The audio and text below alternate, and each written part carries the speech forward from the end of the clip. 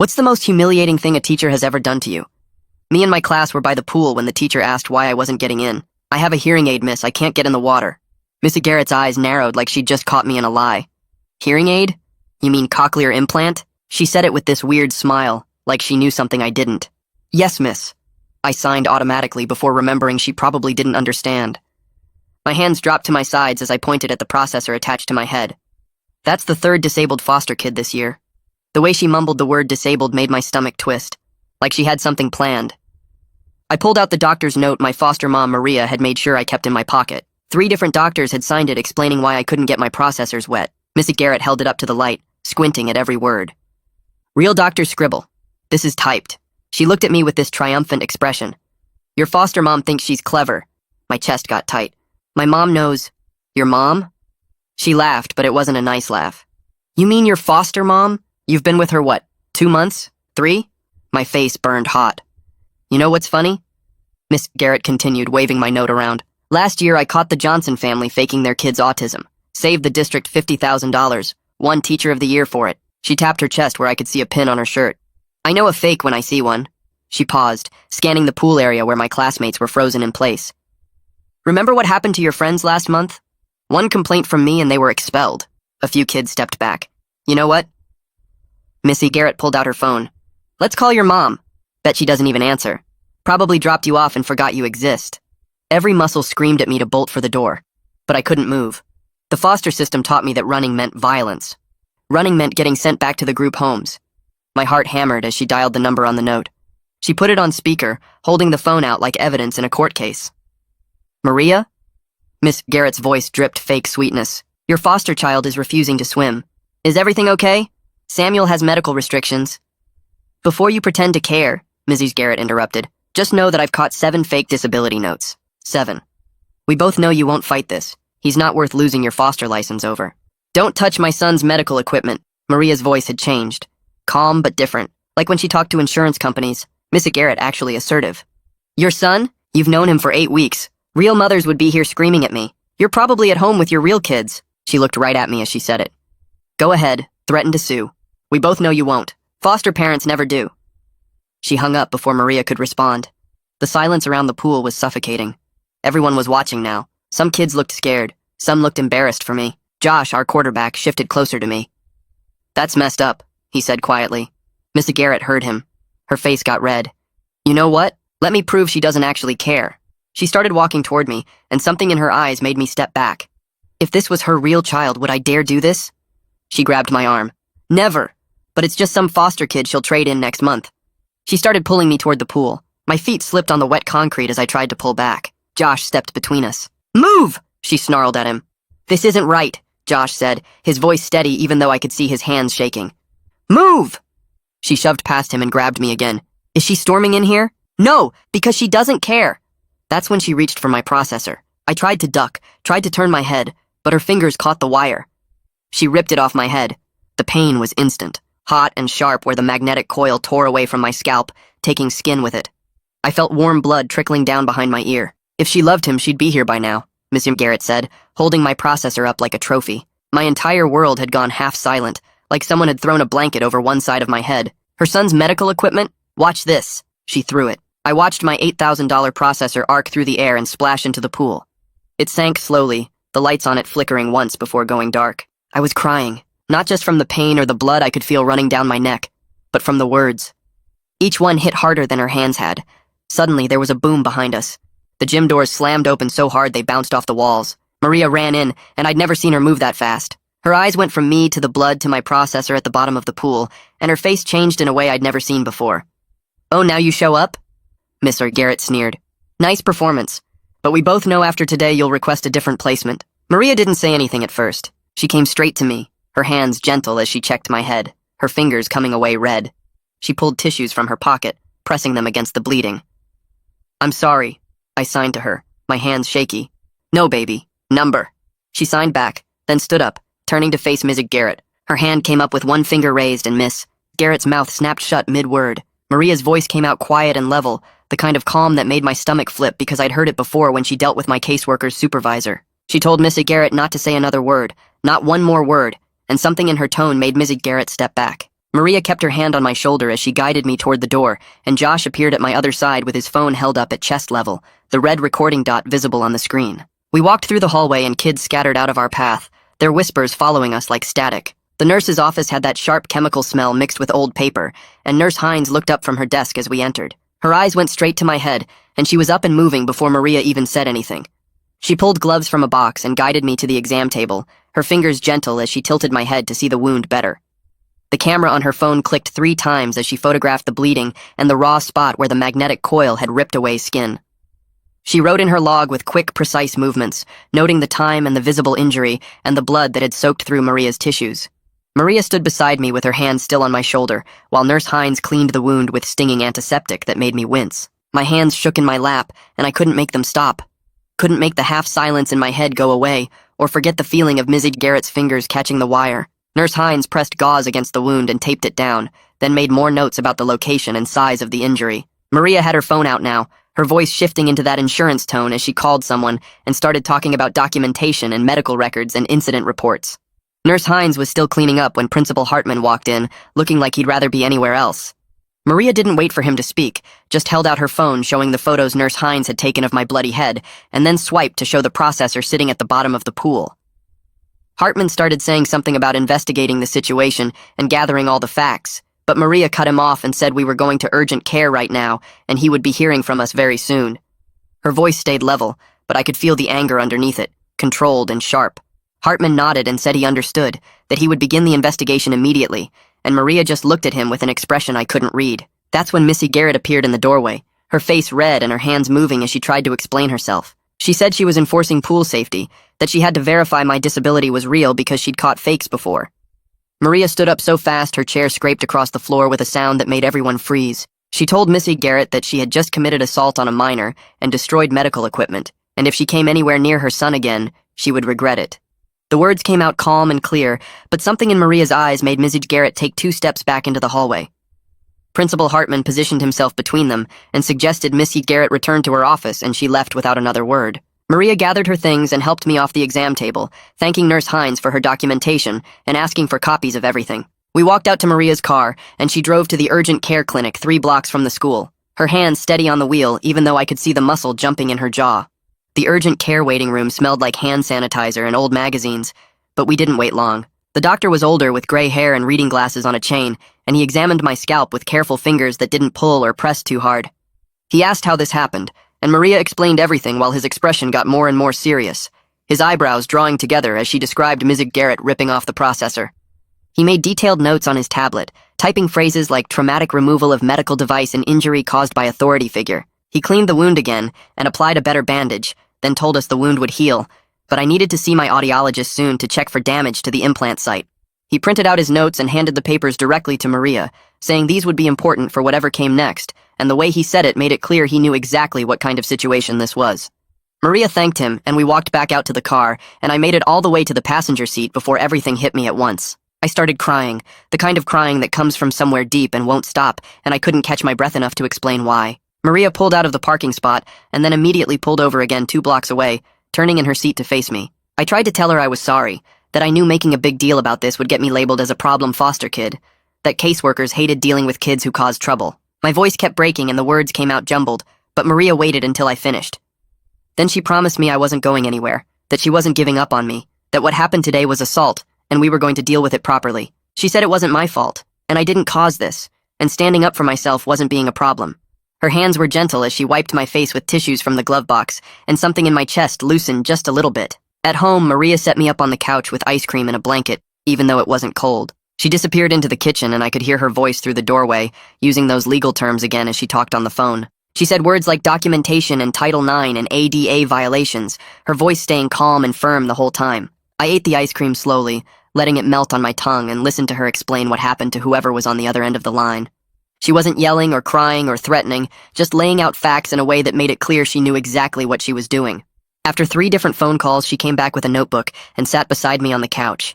She explained that we needed to write down everything that happened while it was still fresh in my memory, every detail I could remember. She didn't try to write for me or tell me what to say, just asked questions when I got stuck and let me tell the story in my own words. What did Miss Garrett say first?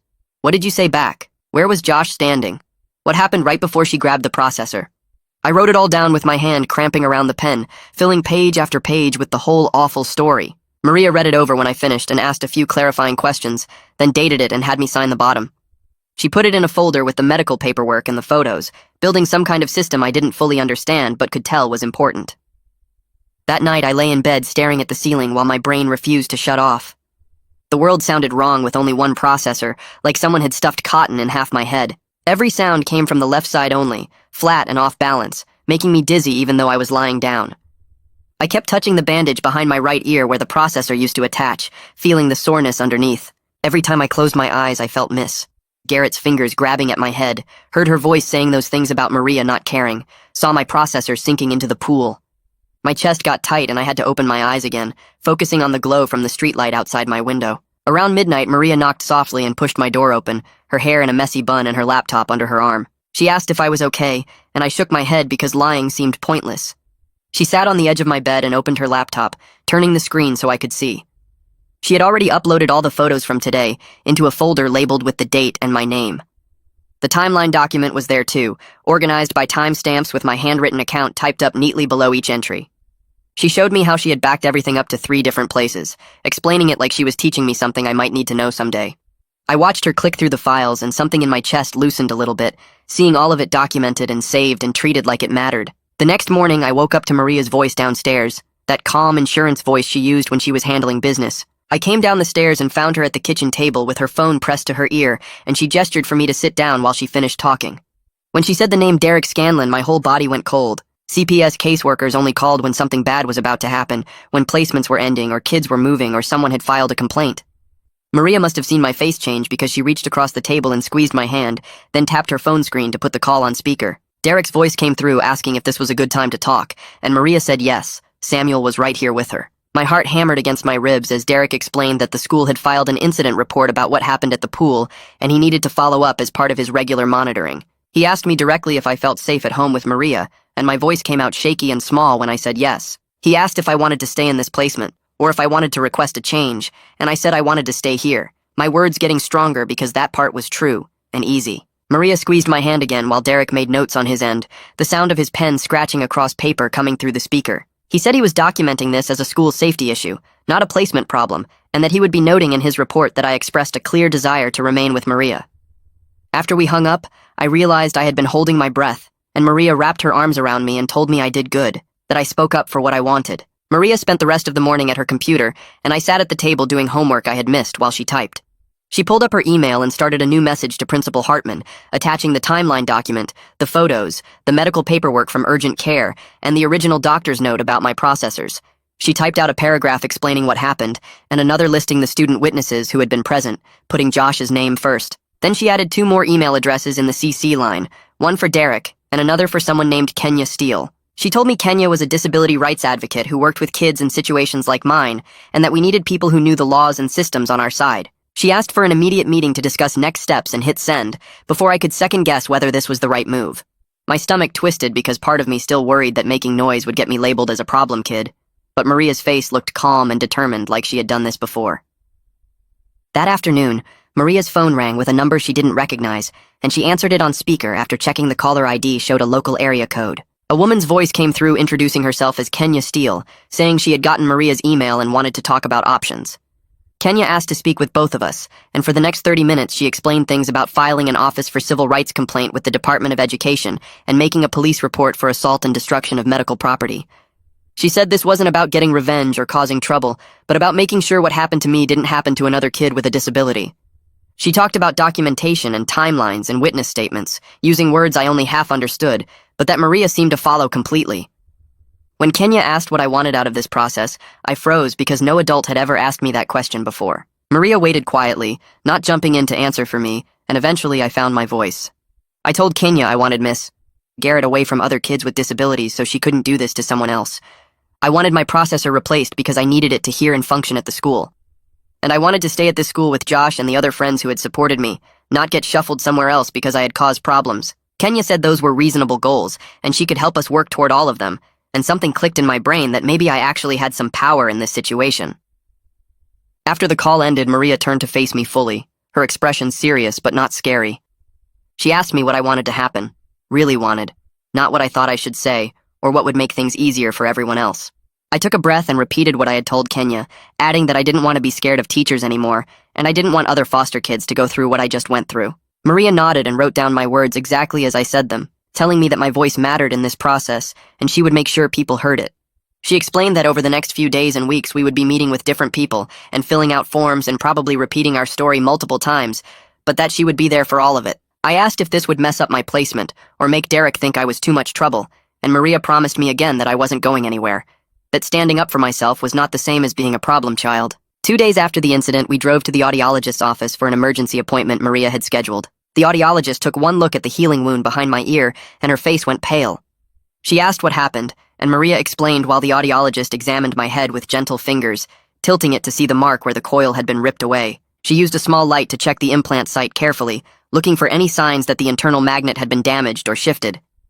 After several minutes, she said the internal implant seemed okay, which made my shoulders drop with relief I hadn't known I was holding. But then she pulled up images of my processor on her computer screen and explained that the external processor was completely destroyed from water damage. She showed us the water damage indicators inside the casing that had turned red, proving the device had been submerged. The processor was designed to survive sweat and rain, but not full immersion, and the pool water had fried the circuits beyond repair. The audiologist pulled up my file and started making phone calls to the manufacturer while we waited in her office. She explained that getting a loaner processor would take at least a week, maybe 2, and it would probably be an older model that wouldn't have all the features my regular processor had. She printed out documentation about the cost of replacement, the itemized breakdown showing the processor alone cost $8,000, not counting the fitting and programming. She added her own professional notes to the paperwork, writing that the removal of the device was dangerous and traumatic, that cochlear implant processors should never be forcibly removed, and that doing so could have caused serious injury to the implant site. She made copies of everything and handed them to Maria in a manila folder, saying we would need all of this for insurance and legal purposes. As we left, she touched my shoulder and told me she was sorry this happened, that my equipment should have been protected and respected. 3 days after the incident, Maria and I walked into Principal Hartman's office for the meeting she had requested. The principal sat behind his desk looking uncomfortable, and beside him sat a woman in a business suit who introduced herself as the district's legal counsel. Maria shook their hands calmly, and I followed her lead, my palms sweating but my face trying to stay neutral. Maria pulled out a neat folder from her bag and placed it on the desk between us, then opened it to show our timeline, the medical documentation, the photos, and the list of student witnesses. She explained in that insurance voice that we were filing an Office for Civil Rights complaint regarding disability discrimination and ADA violations. She said we were considering filing a police report for assault and destruction of medical property, and she said we expected immediate action to ensure my safety while attending school. Her voice stayed level and professional the whole time, not angry or threatening, just stating facts like she was reading a grocery list. Principal Hartman started to say something about needing to complete their investigation before taking any action, but Maria cut him off mid-sentence. She said the investigation could happen while I was removed from Ms. Garrett's class permanently, that there was no reason I should have to see or interact with the teacher who had assaulted me while they figured out what disciplinary action to take. The lawyer leaned over and whispered something in Hartman's ear, her face tight and worried. Hartman cleared his throat and said they could transfer me to a different PE section immediately, effective tomorrow, and that Mr. Garrett would be instructed to have no contact with me. Maria asked for that in writing, and Hartman nodded, making notes on a pad of paper. The meeting lasted 20 minutes, and when we walked out, I realized my hands had stopped shaking, because for the first time since this started, I felt like adults were actually listening and taking action. The meeting had revealed something else that made Maria's jaw tighten. Principal Hartman explained that Mrs. Garrett claimed she was protecting other students from my fraudulent medical note and that I was faking my disability to avoid swimming. Maria didn't raise her voice, but her face went hard as she pulled 3 letters from her folder and slid them across the desk. Each one came from a different doctor, all on official letterhead with clinic logos and contact information printed clearly at the top. The letters explained my cochlear implants in medical terms, described the surgery I'd had when I was 3, and detailed exactly why water exposure to the processors was dangerous. One letter even included photos of the internal implant components visible on my skull x-rays. Hartman's face changed as he read through them, and the lawyer beside him started taking notes quickly. Maria asked if those looked fraudulent, and Hartman admitted they did not. 3 days later, a man named Federico Costa called our house. Maria put him on speaker, and he introduced himself as the district's official investigator assigned to handle the misconduct case. His voice sounded professional and calm, not dismissive or annoyed like I'd expected. He asked to schedule interviews with me and with student witnesses, and Maria immediately requested that everything be provided in writing, including the interview schedule and witness list. Costa agreed without hesitation and confirmed he would be interviewing at least 6 students who were present during the incident. He asked Maria to send him our documentation and said he would review everything before the interviews. After the call ended, Maria made notes about the conversation date and time, adding it to her growing timeline file. That night, my phone buzzed with a text from Josh. He said 5 other kids from pool class wanted to give statements about what they saw and asked if it was okay to share my number with them. My hands shook a little as I typed back yes.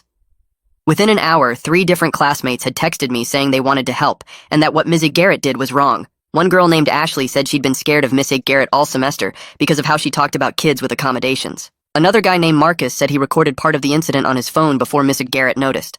I showed Maria the messages and she smiled, saying this was good because multiple witnesses made the case stronger. For the first time since the pool, I felt less alone. Other people had seen what happened, and they believed me. 2 days after that, Derek came to the house for his regular check-in visit.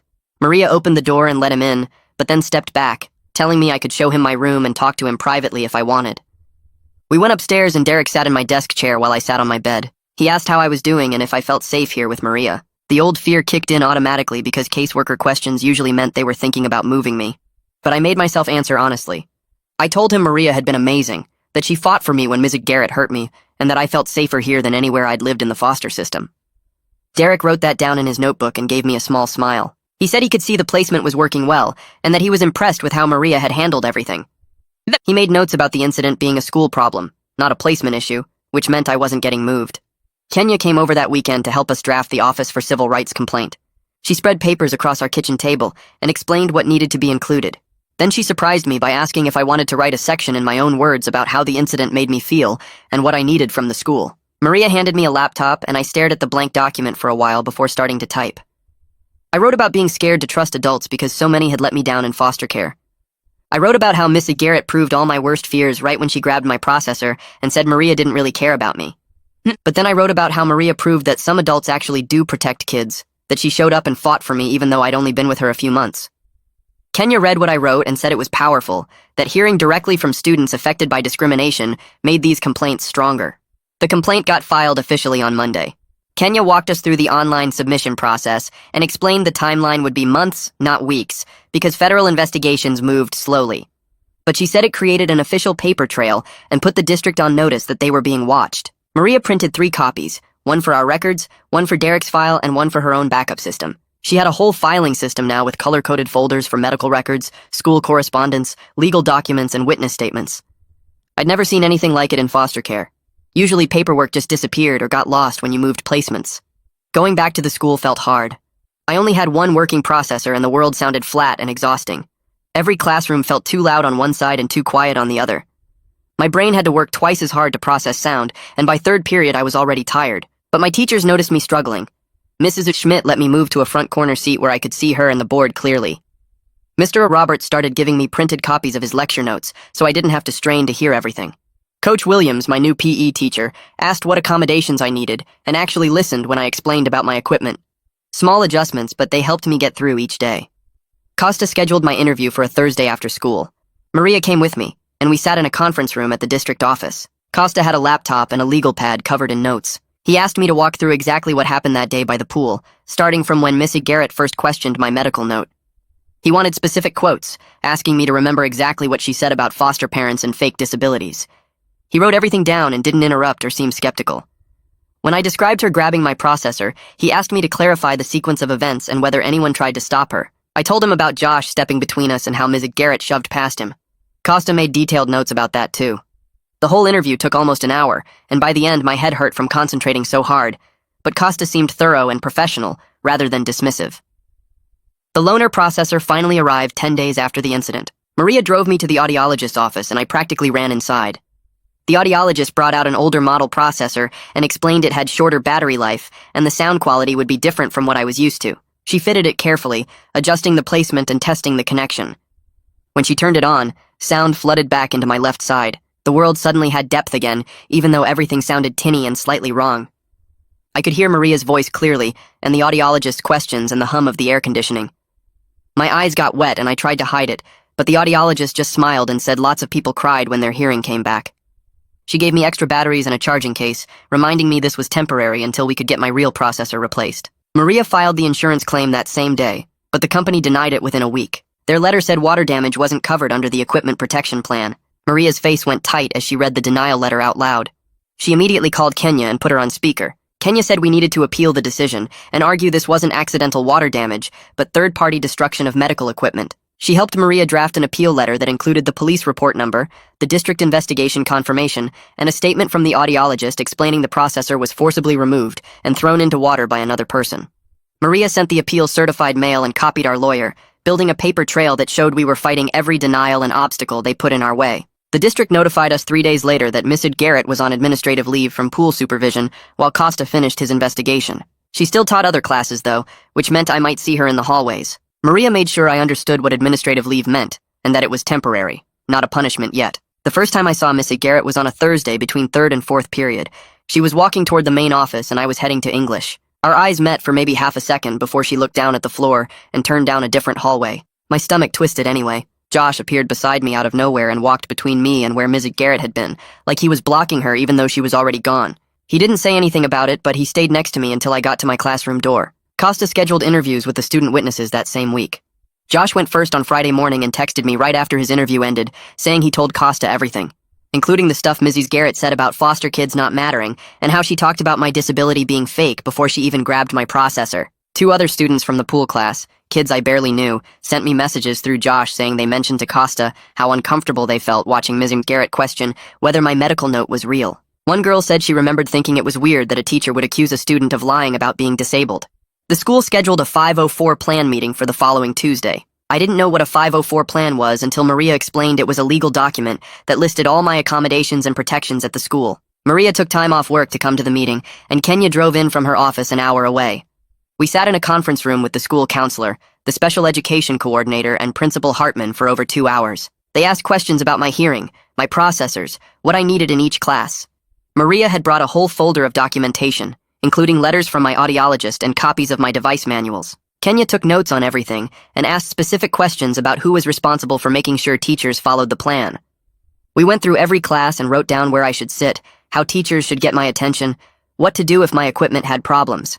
The special education coordinator typed everything into her laptop as we talked. When we got to the section about medical equipment, I raised my hand even though this wasn't really a classroom situation. Everyone looked at me and I felt my face get hot, but I made myself talk anyway. I said I wanted a written rule that no teacher could touch my processors for any reason, ever, no matter what. The room got quiet for a second. Then Kenya nodded and said that was an excellent self-advocacy statement, and she wanted to make sure it was in the document using those exact words. The coordinator typed it in and read it back out loud, adding language about how my medical equipment was protected under federal law, and any staff member who touched it without permission would face immediate disciplinary action. Maria reached over and squeezed my shoulder, and I could see she was proud even though she didn't say anything right then. The meeting ended with everyone signing the 504 plan and the coordinator promising to email copies to all my teachers by the end of the day. A woman I didn't know approached Maria in the school parking lot 2 days later when Maria was picking me up.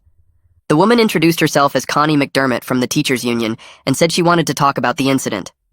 Maria's whole body language changed, and she said we weren't meeting with anyone without our advocate present. Connie tried to say it would just be a quick conversation to hear Ms. Garrett's side of things, but Maria cut her off and said if the union wanted to meet, they could contact Kenya Steele and schedule something official. Connie left her card on Maria's windshield. Kenya set up a meeting for the following week in a conference room at the district office. Connie showed up with a folder and started talking about Ms. Garrett's perspective on disability fraud and how she was just trying to protect the school from fake medical notes. Maria didn't let her get very far before sliding across the table the photos of my bloody head, the medical records from urgent care, the audiologist's documentation, and the police report number. Connie's face went pale as she looked through the photos. Kenya added that this wasn't a case of a teacher questioning accommodations through proper channels.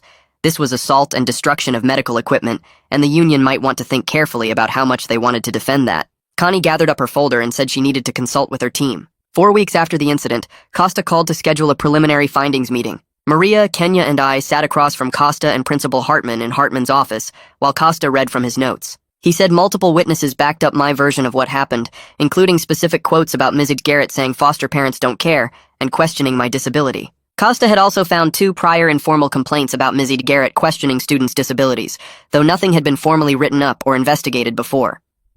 One was from 3 years ago, when she told a student with diabetes that his blood sugar monitor looked fake. Another was from last year when she refused to let a student with asthma keep her inhaler during PE. Both times parents had complained to coaches or counselors, but nothing went into Miss A. Garrett's official file.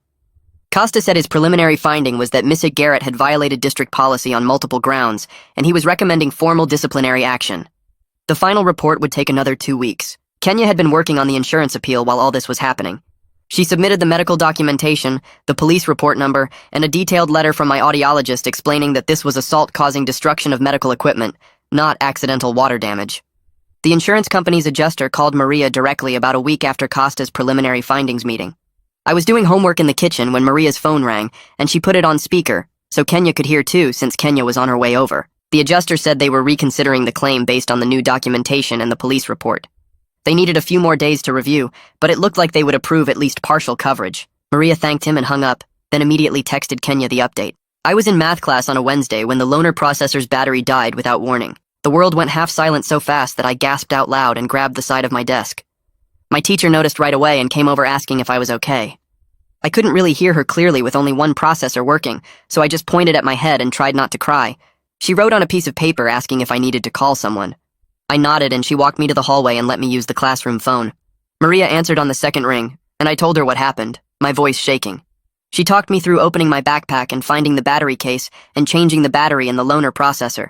Her voice stayed calm and steady the whole time, reminding me that I was safe, and this was just a technical problem, not another attack. When the new battery clicked in and sound came back, I felt like I could breathe again. Maria stayed on the phone for another minute, making sure I was really okay before letting me go back to class. My teacher had already explained to the other students that I had a medical device issue, and everyone was cool about it when I came back in. The school board met on the third Thursday of every month, and Maria said we should make a public comment about what happened. Kenya helped me write a statement that was exactly 3 minutes long when I practiced reading it out loud. The night of the meeting, Maria and I sat in the audience with Kenya until the public comment period started. My hands shook as I walked up to the microphone at the front of the room. I read my statement about feeling unsafe at the school and wanting better protection for students with disabilities, so this wouldn't happen to someone else. I talked about how Mrs. Garrett destroyed my medical equipment and questioned whether I was really disabled, and how the school needed stronger policies to protect kids like me. Several board members took notes while I was talking, and one woman nodded when I mentioned medical equipment protection. When I finished and sat back down, Maria squeezed my hand, and Kenya whispered that I did great. 2 days after the board meeting, the district's lawyer called Maria to offer a settlement meeting. Maria put him on speaker with Kenya listening in. The lawyer started talking about a financial settlement to cover the destroyed processor and medical bills. Maria interrupted and said we weren't interested in money, we wanted policy changes and accountability for what happened. The lawyer sounded surprised and asked what we meant by policy changes. Kenya listed out our demands, including mandatory disability rights training for all staff, explicit policies protecting students' medical equipment, and formal documentation of the disciplinary action against Mrs. Garrett. The lawyer said he would need to discuss remedial measures with the district administration and get back to us about scheduling a follow-up meeting to talk about policy changes instead of money.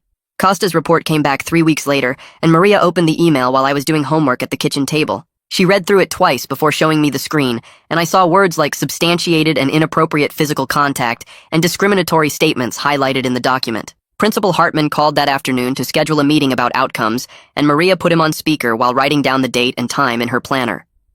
The meeting happened on a Tuesday morning, and Maria pulled me out of third period to sit in Hartman's office with Kenya beside us. Hartman had papers spread across his desk, and he explained that Mrs. Garrett would receive a formal letter of reprimand that would go in her permanent file, and she'd have to complete mandatory training on disability rights and medical equipment handling. He said she was being permanently removed from teaching any students with documented accommodations, which meant she couldn't have kids with 504 plans or IEPS in her classes anymore. Maria asked what happens if she doesn't comply, and Hartman said there would be quarterly check-ins to monitor the situation, and any violations would lead to further disciplinary action. It wasn't termination, but Kenya squeezed my shoulder and whispered that this was actually a big deal, because it limited what Missy Garrett could do, and created a paper trail if she messed up again. 2 days after that meeting, the insurance company called Maria and said they were approving a partial reimbursement of $5,000 for the destroyed processor. Maria had me on speaker when the adjuster explained that the manufacturer was also offering a discount program for assault victims that would cover another $2,500. Maria worked out a payment plan for the remaining $500, and she told the adjuster she wanted to pay it herself, instead of having the school cover it, because she wanted the paper trail to show exactly what happened and who was responsible. The audiologist called the next day to say my new processor was ordered and would arrive in about 2 weeks, and I went straight to my room to mark the date on the calendar hanging above my desk. Maria came in later and saw the circle I'd drawn around the delivery date, and she added a little note that said Celebration Day with a smiley face next to it. The 504 plan meeting happened that Friday, and the whole team sat around a conference table going through every section of the document. They added explicit protections about my medical equipment, including rules that no teacher could touch my processors for any reason, and communication accommodations like preferential seating and access to written notes. Kenya helped write a safety plan for what to do if I ever felt targeted again, including who to contact and what steps to take, and I signed my copy at the bottom where it said student signature.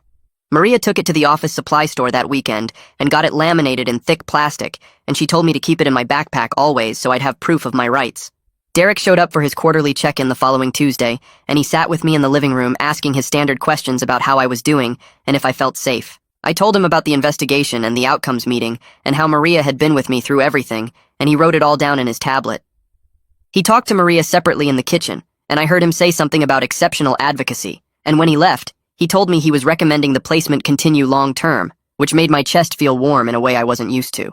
At the school the next day, Josh waved me over to his lunch table where he sat with the other guys from the football team, and when I sat down, one of them asked about my processor. I explained what happened without feeling like I needed to hide anything, and this kid named Marcus said his sister has a hearing aid, and their mom would have completely lost it if a teacher touched it. Everyone at the table agreed Mrs. Garrett was totally wrong, and Josh changed the subject to the upcoming game like it was just a normal conversation.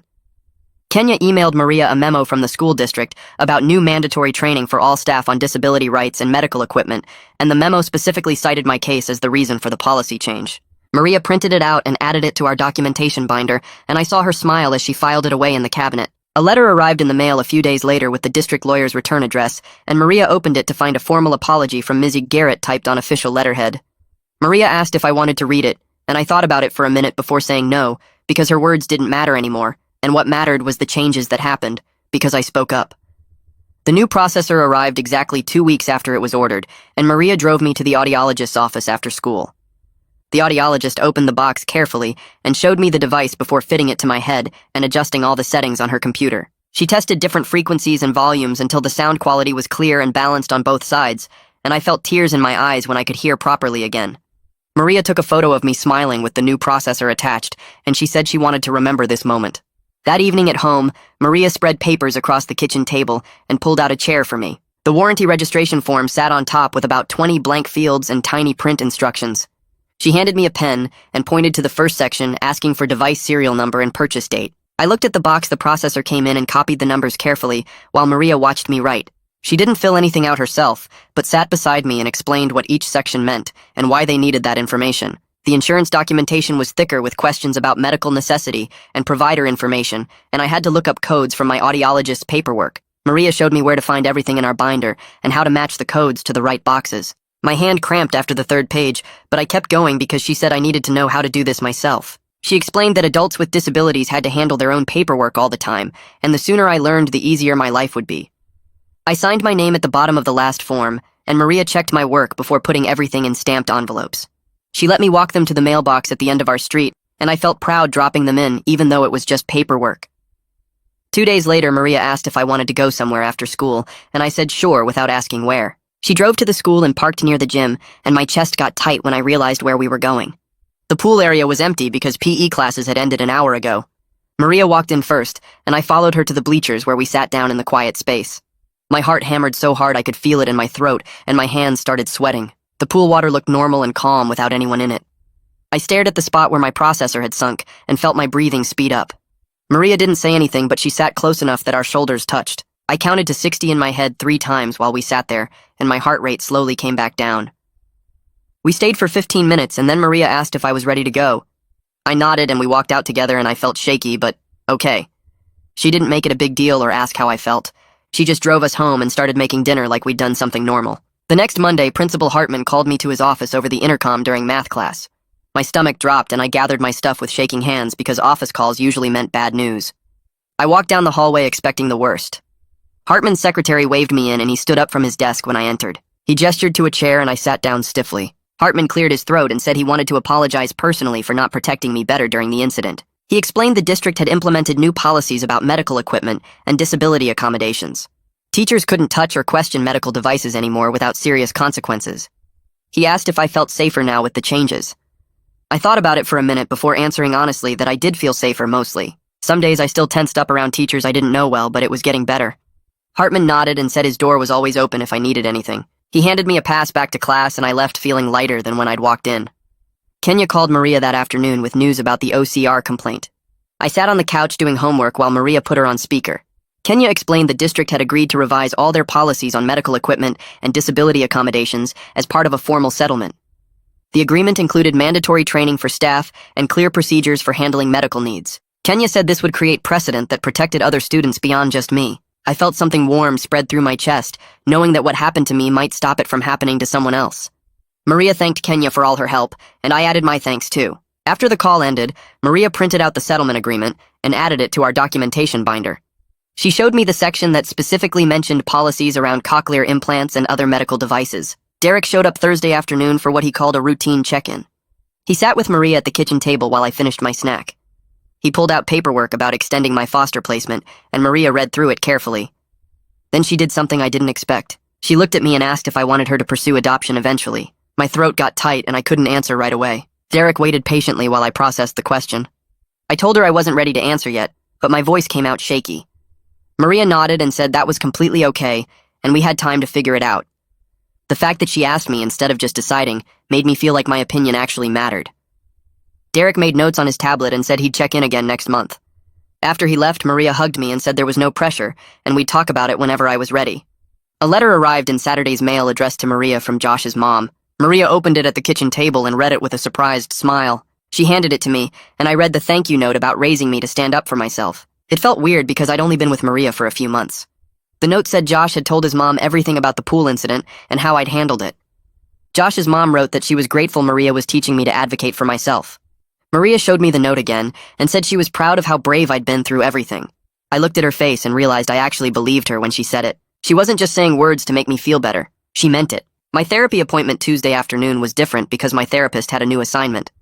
She asked me to write a letter to my future self about what I'd been through. I stared at the blank paper for a while before starting. I wrote about being scared when Missy Garrett grabbed my processor and how terrified I was that speaking up would get me sent away. I wrote about learning that sometimes adults actually listen and protect you. I wrote about Maria and how she showed up and stayed. My therapist read it when I finished and said to keep it somewhere safe. She explained that if I ever doubted myself again, I should read this letter and remember how strong I'd been. I folded it carefully and put it in my backpack. The school year ended 3 weeks later and I passed all my classes. My teachers had been understanding about the time I missed dealing with everything. My report card came in the mail, and Maria opened it at the kitchen table. She read through the grades and then the teacher comments on the back. They'd written notes about my resilience and growth.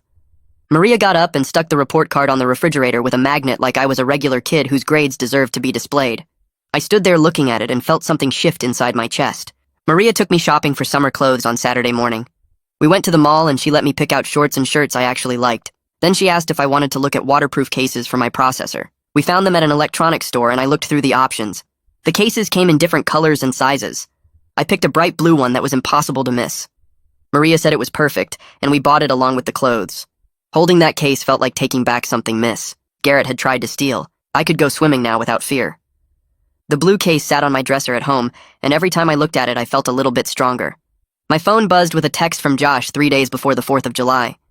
He invited me to his family's barbecue and said there would be swimming and food. I found Maria in the living room and asked if it was okay to go. She smiled and said of course and offered to drive me there. She treated it like the normal teenage social event it was. No big deal. No making it weird. Just a regular kid going to a regular party. I texted Josh back that I'd be there.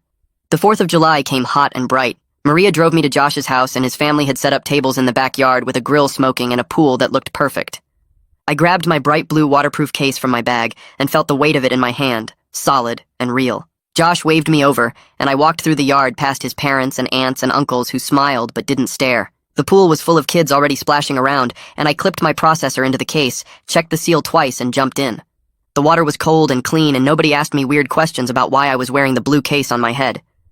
Josh's little sister swam over and pointed at my processor through the clear plastic. She asked if it was like a robot ear, and I explained how the microphone picked up sounds and sent signals to my brain. She thought that was cool, and asked if I could hear underwater, and I told her not really, just like everyone else. We played Marco Polo, and I could hear people calling out with my one working processor, and it felt normal, like just being a kid at a pool party.